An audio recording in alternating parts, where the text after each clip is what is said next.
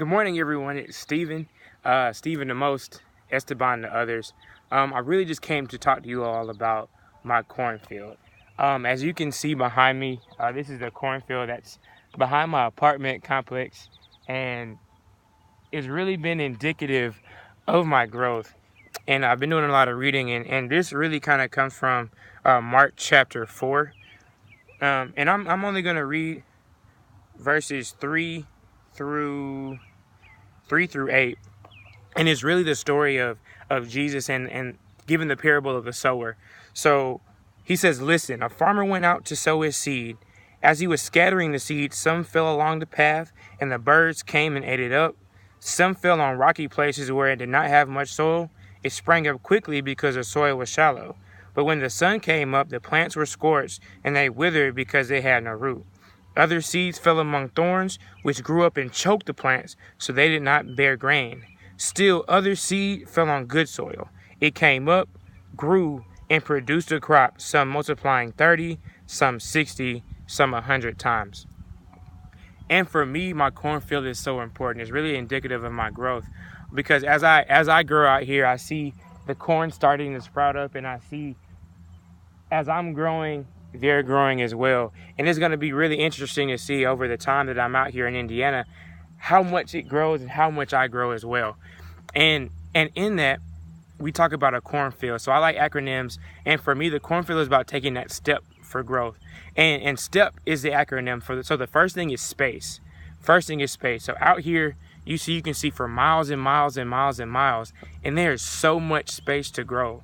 A lot of times, like when he talks about it, if you threw the seeds among the thorns, they would come up and they may grow, but everything was being torn apart and taken apart from that growth, and they didn't quite get to the growth that they needed to. Yes, they grew a little bit, but it didn't really stick and it didn't really stay. And out here where there's not much to do, not many people out here that I know too well, not many things. It's like, okay, I have the uninterrupted space to grow. I have my own apartment. I have things that I can do to kind of have my own solitude. And a lot of times, especially in the New Testament, Jesus talks about going off into solitude and praying and meditating and really talking to God. And it's really, really important for you to have that, because you have that space so you can grow. And a lot of times, solitude isn't always about just being by yourself, but it's also being away from other distractions and having that space from other distractions. And so the next is trials. So for me, trials can be relatable to thunderstorms. And so a lot of times we think about a thunderstorm or a storm as a something bad in my life, as something that's going on, as something that's happening. And I really think about it, you can have the lightning, you can have the thunder, you can have the wind, but it also brings the rain. When it storms, you have thunderstorms, it also rains. And that rain is what helps you grow. And a lot of times that storm, that trial, it may scare you. It may frighten you. It may make you uncomfortable. It may want to cause you to give up. It may feel as if you're not growing, as if you're not learning, as if you're stuck in a rut, as if everything around you is torment and trouble and going through so many different things. But you realize from that trial and from that storm, if you get through it, it brings that rain. And that rain is so important, and it helps you grow. And the next is the E, which is the elements. So if you think about it, you have the water, you have the space, you have the time to grow. You have the good soil, as Jesus talks about in Mark chapter 4. You have that good soil. And all of those are very, very, very, very, very important for you to really be able to grow.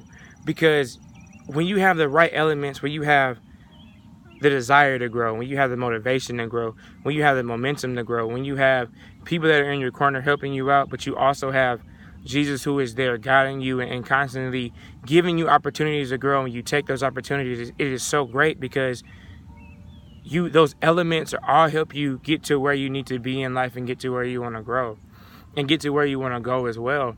And I look at this cornfield. I know you have to, the corn is fertilized.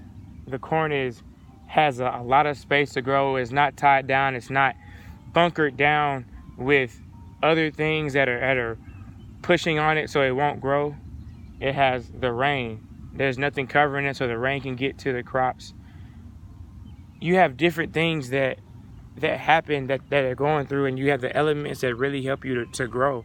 And it is so vital and so important for that to happen, because if you don't have those right elements to grow, it'll be 10 times harder for you to grow. And just like the seed that's thrown up on the rocks, it'll be on the rocks and you won't really just grow. The shallow ground where you grow some, but it doesn't really stick and hold. You have the thorns where it's always being constantly torn apart. And then you have the ones that the birds came and ate, where it really wasn't there in the first place. But then you have the good soil, where you're able to really take root in the growth and what you're learning and what you're trying to do. And it gives you a good foundation, and it also gives you that maturity. It also gives you the grace, the peace, the love, the joy that you need as well to grow. And then last is about position. I know I moved up here from Auburn, Alabama to Rensselaer, Indiana, into the middle of nowhere. And seemingly it's like going from a small town to a smaller town, but it's really different. For me, up here has been the right position for me. So I've been able to get a church that I go to, and it's amazing and it's wonderful. I have people at work that are really pushing for me to grow in my leadership and in my work. I have my family that is always behind me. And even if you don't have that support system as of yet, you always know that God has you and God is behind you. And he's really putting you in that position so you can grow. A lot of times we get upset about, things are changing, and everything around me seems like it's going bad, or seems like it's going the wrong way. But a lot of times, if a situation like that doesn't happen, then you won't move. I listened to T.D. Jakes, and he was talking about eagles. And a lot of times, if the chicklets, the eagle chicklets, are in the nest and they're comfortable, they're gonna stay there until the mother is like, "Look, I'm not feeding you anymore. I'm gonna drop you out here so you can fly." And so in that position is important, because for me, I know especially, God has taken me out of a situation to put me exactly where I needed to be to grow. And in that step, it all comes back around to Mark chapter 4, where it's like, still other seed fell on good soil. It came up, grew, and produced a crop. Some multiplying 30, some 60, some 100 times. And so in that, it's like, it's a process. So it has to come up first. It has to grow some more, mature some more, get to exactly where it needs to be, and then it produces that crop. And the thing is, it multiplies 30, 60, and 100 times. And as we talked about in Grown, it's really about your purpose. So when you grow in your purpose, and you grow in the things, you grow in God, you grow spiritually, you grow mentally, you grow physically, you grow emotionally, it's really all in helping other people. Because what good is a crop if you can't help others with it? What good is your purpose in life if it's not meant to help others? What good are the things that you do that you won't be able to multiply that? Because the key of any good leader is the people that are following him. If nobody's following you, then you're just taking a walk.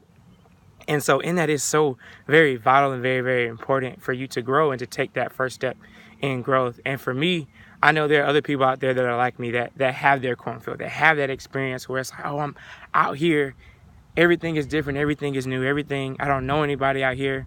But in that, it causes you to grow. And always remember to have your personal time with Jesus. Have them talks. Because I realize out here, if I don't grow spiritually out here, if I don't grow personally out here, if I don't grow emotionally out here, if I don't grow mentally out here, and I have the time, I have the space, I have the time, I have the trials, I have the thunderstorms, I have the elements to grow, I have the position to grow, then I'm not doing what I'm supposed to do in growth. And as you realize, a lot of times, until we take that first step, until we really move to take that first step, then we're not going to grow. Thank you so much. Have a happy Sunday.